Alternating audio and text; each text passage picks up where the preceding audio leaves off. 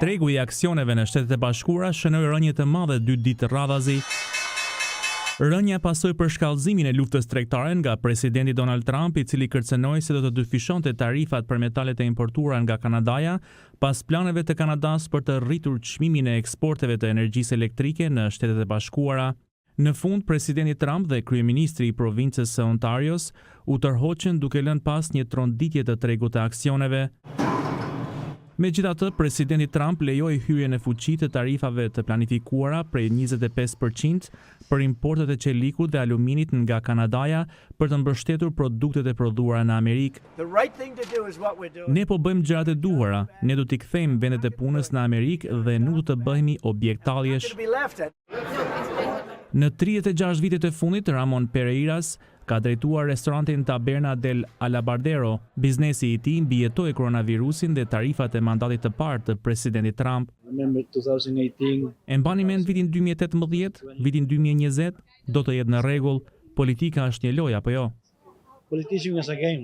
Indeksi Dow Jones, që përfshin 30 kompanitë më të mëdha amerikane, shënoi rënje në nivel 2% të hënën dhe 1% të martën. Pasojat e rënjes u ndjen nga Roger Frechetti, pensionist nga Virginia.